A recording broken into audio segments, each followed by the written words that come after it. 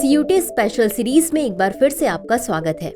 इस एपिसोड में हम उन प्रश्नों को देखेंगे जो आपके परीक्षा के लिहाज से बेहद महत्वपूर्ण साबित हो सकते हैं। तो चलिए शुरुआत करते हैं। अंतर्राष्ट्रीय आपराधिक न्यायालय का मुख्यालय कहाँ स्थित है? ए. Geneva Switzerland, B. New York USA, C. The Hague Netherland, D. Vienna Austria. इस प्रश्न का सही उत्तर है विकल्प सी, द हेग नीदरलैंड। चलिए देखते हैं इसके विश्लेषण को।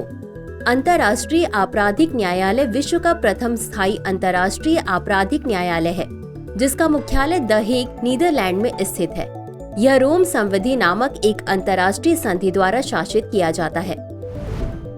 अगला प्रश्न है, किन दो संस्थानों ने मिलकर R21 मलेरिया वैक्सीन विकसित की है? A. Serum Institute of India और फाइजर,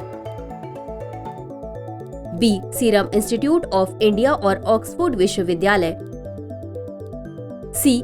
नोवावैक्स और ऑक्सफोर्ड विश्वविद्यालय, डी. फाइजर और नोवावैक्स।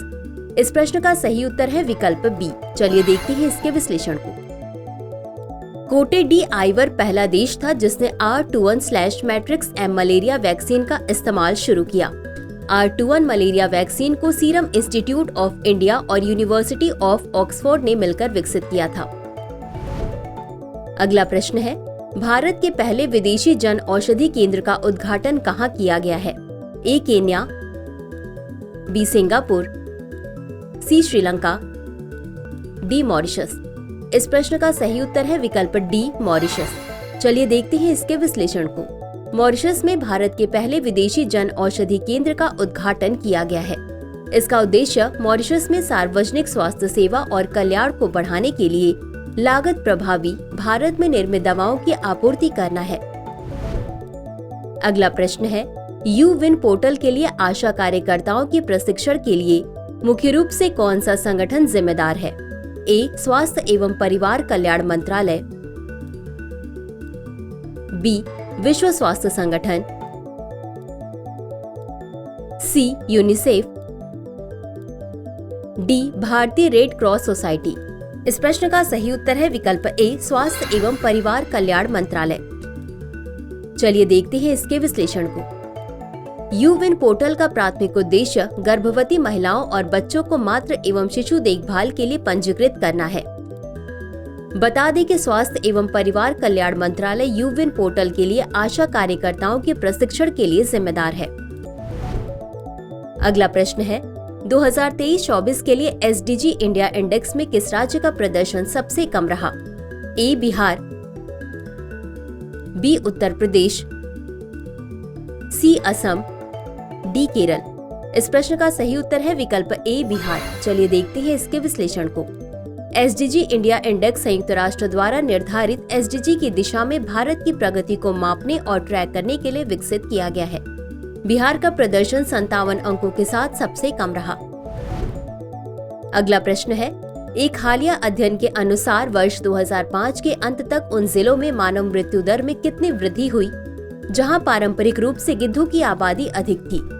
ए. 2.7%, बी. 3.7%, सी. 4.7%,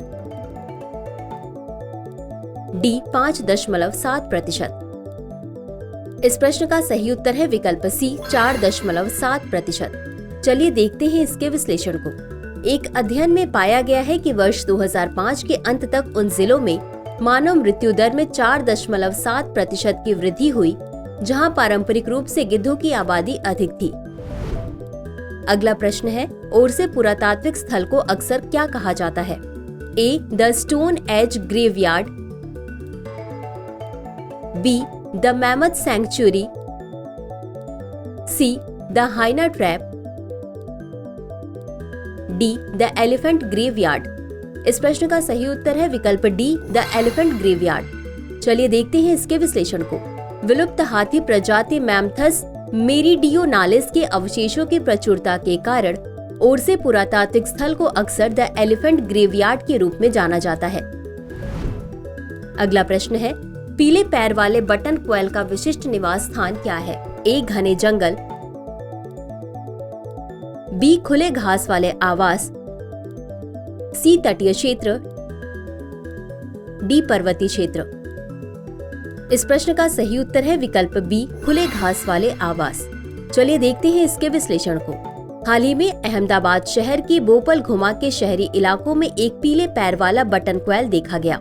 पीले पैर वाला बटन क्वैल अक्सर खुले घास वाले आवासों में पाया जाता है। अगला प्रश्न है, शतरंज के खेल की शुरुआत कहां से हुई? ए फारस, बी यूरोप, सी भारत, डी चीन। इस प्रश्न का सही उत्तर है विकल्प सी भारत। चलिए देखते हैं इसके विश्लेषण को। हर साल 20 जुलाई को अंतर्राष्ट्रीय शतरंज दिवस मनाया जाता है। शतरंज की शुरुआत 6वीं शताब्दी के आसपास प्राचीन भारत में हुई थी।